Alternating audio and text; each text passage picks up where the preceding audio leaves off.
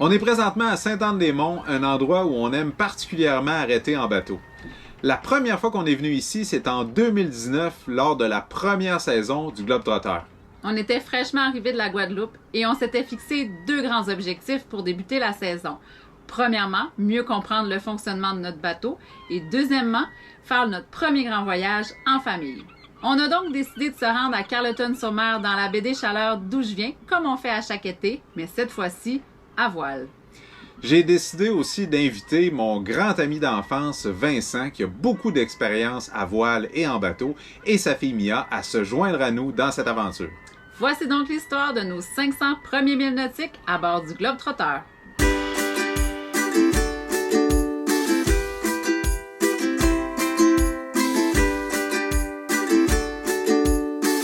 Première journée, on est sur le point de partir. Alors évidemment, il pleut. C'est la première journée depuis à peu près le 1er juillet qu'il pleut à verse comme ça à bord debout. Alors c'est vraiment dégueulasse dehors. Sauf que c'est pas grave parce que ça fait partie de la vie des marins. Alors on va partir puis il annonce pas beaucoup de vent. Alors d'après moi, ça va être au moteur pas mal tout le long jusqu'à l'île aux Coudres. Ben, tu regardes la navigation d'aujourd'hui? Oui, c'est là qu'on s'en va. Alors, on vient juste de partir d'Yacht Club. C'est cool. Pour le grand voyage, on s'en va en Gaspésie. Alors, tout le monde s'affaire actuellement à faire les manœuvres sur le pont. Donc, on est en train de ranger les défenses. Mais les amarres aussi. C'est aussi une bonne réponse.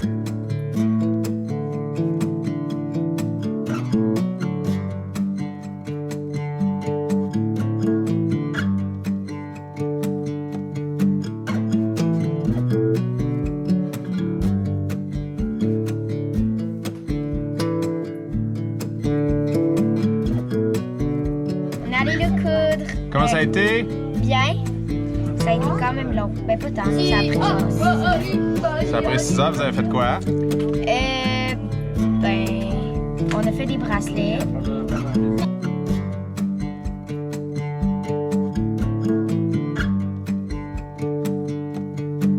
On va manger du spaghetti réconfortant parce qu'il fait un peu froid avec du bon vin.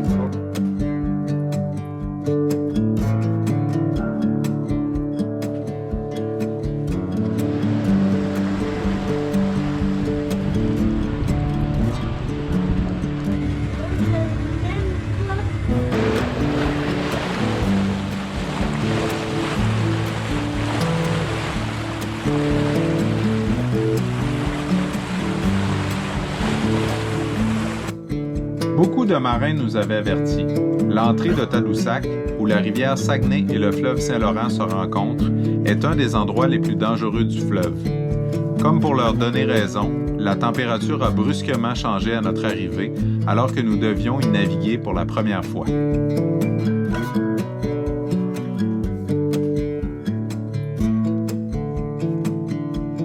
Ici, on est encore à Tadoussac. C'est la deuxième journée parce qu'on a changé les plans. Là, on est à un centre d'interprétation de baleines. Puis sinon, on a un très beau paysage qu'on peut observer ici à Tadoussac. Puis ici, c'est l'entrée de... Et ici qui l'embellit. L'entrée du Saguenay. Oui, Bambi.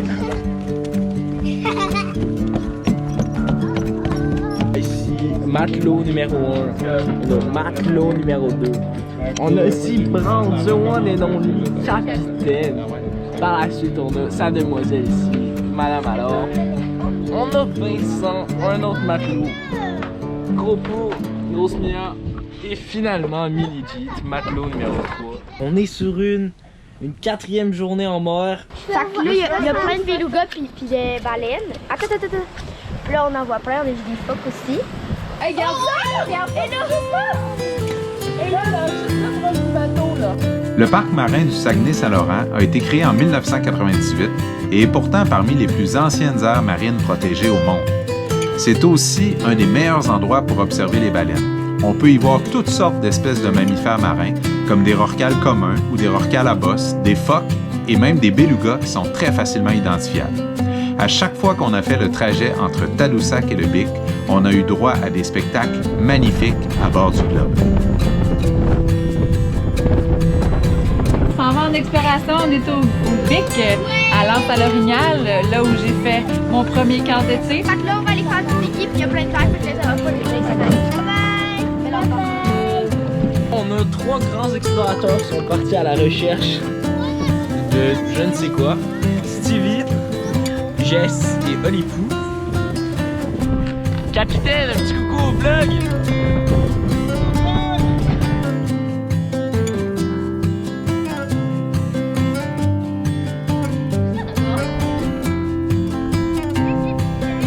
Les bons moments du voyage.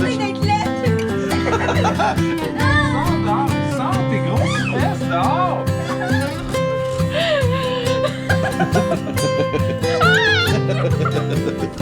Deux athlètes.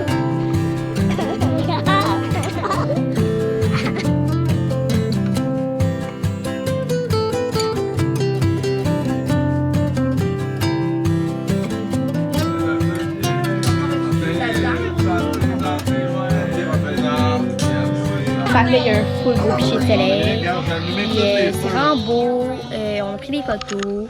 Checky, là-bas. Donc là, on est arrivé au pic.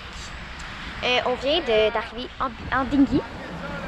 À voile, on peut se rendre en bordure de plusieurs parcs fédéraux et provinciaux. Malheureusement, il est très rare qu'un accès soit prévu pour les voiliers. On doit parfois redoubler d'ingéniosité pour réussir à y accéder, et pas toujours avec le plus grand succès. Là, on a notre capitaine qui se débat à l'eau avec le dinghy. Je suis mouillé du bas du corps complètement. Et ça pourquoi? Parce que moi et Minigit, en tant qu'enfant naïf, en tant qu'enfant qui voulait suivre une mode, on avait mis des bas dans nos sandales. Ici matelot 1, accompagné de matelot 2 et matelot 3. On a découvert une grotte, un petit passage vraiment stylé. C'est dangereux, mais... Hein? Et on est sorti.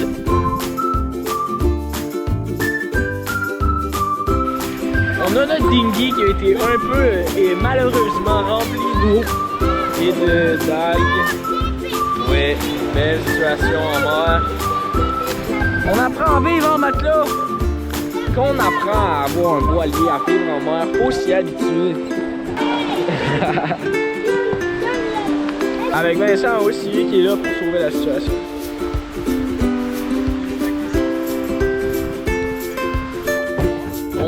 On a réussi à arriver avec chaque matelot, tout l'équipage est présent.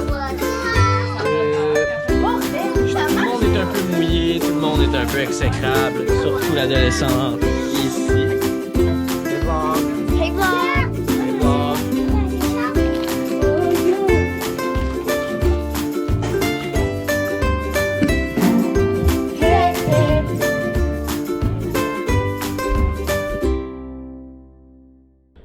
Alors on s'apprête à partir à Rimouski. On va lever l'ancre. C'est la dernière portion du voyage qu'on va faire avec tout le monde, avec les enfants, avec Steph. Après ça, tout le monde débarque à Rimouski et moi et Vincent, mon ami ici, ainsi que son parrain qui va venir nous rejoindre à Rimouski. On va faire tous les trois le reste des 300 quelques milles nautiques qui nous restent, qui va nous séparer de Carleton. Bon, ben on arrive à Rimouski. Prêt à l'accostage. On a les matelots ici sur le pont. C'est ça, c'était un beau séjour, on a bien dormi, les douches étaient acceptables. On a eu droit à des belles vues, des beaux couchers de soleil. Puis c'était une belle activité, hein. Mon activité préférée qu'on a fait, là, vraiment que j'ai aimé, c'est surtout jouer aux jeux de société. J'ai vraiment aimé ça, surtout le truc. Puis aussi aller dans les grottes, parce que, ben, pas des grottes, mais des trous dans les roches qu'on a trouvés avec Olipou au pic, sur la plage. Il y avait des grosses roches, puis il y avait comme des trous dans les roches. Fait qu'on s'aventurait genre dans les roches. Puis Olipou il était vraiment bon. Il a réussi genre à sortir dans les petits trous. Mais c'était comme quand même dangereux quand on n'est pas mort.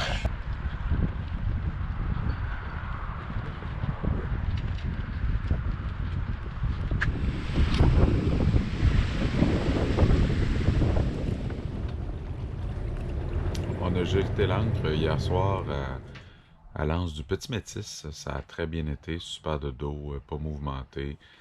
Et là, on part aujourd'hui pour faire 70 milles nautiques jusqu'à Sainte-Anne-des-Monts.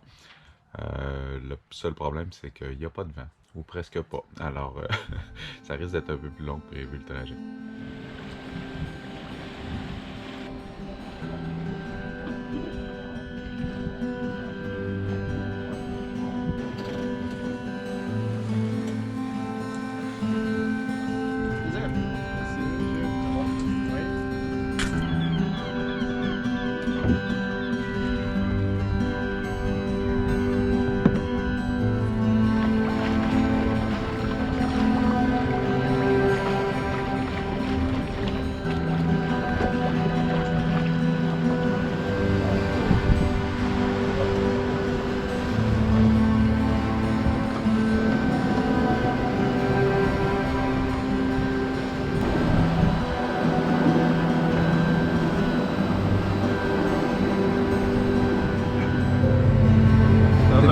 Je sais que c'est ta façon de dire merci.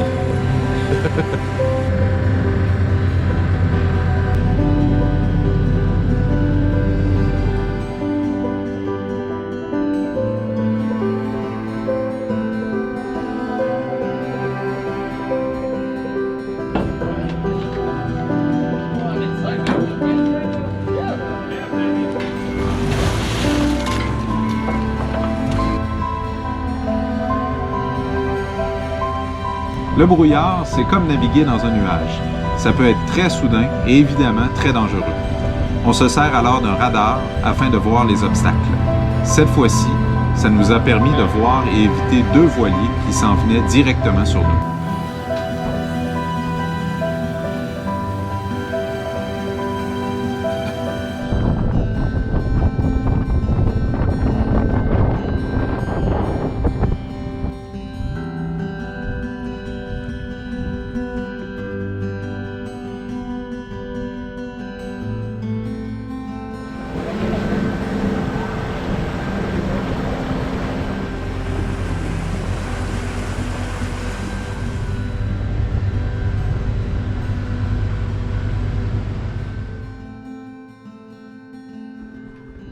Enfin, le Globetrotter est arrivé à Carleton-sur-Mer, dans ma Gaspésie natale.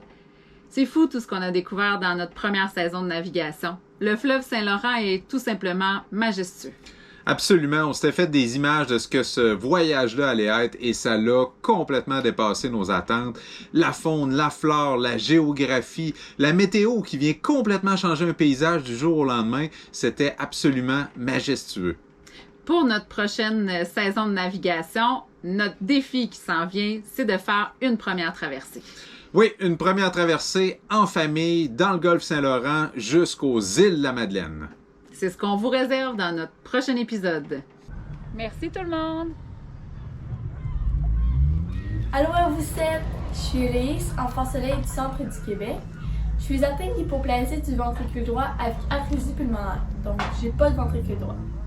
Depuis ma naissance, j'ai vécu 4 chirurgies à cœur ouvert de 0 à 4 ans et j'ai un stimulateur cardiaque qui aide mon cœur à battre normalement. Et de savoir que vous partez pendant 1 an en voilier, tout ça à travers le monde, et que vous pensez aux enfants malades en même temps, c'est juste wow. Je suis sans mots, ça me fait chaud au cœur de voir que les gens se mobilisent, puis vous savez pas à quel point ça fait la différence. Bon, passez un très beau voyage, profitez-en parce que ça arrive pas tous les jours qu'on part en voilier pendant 1 an, puis on aura hâte de voir vos aventures. Bon voyage! Bye!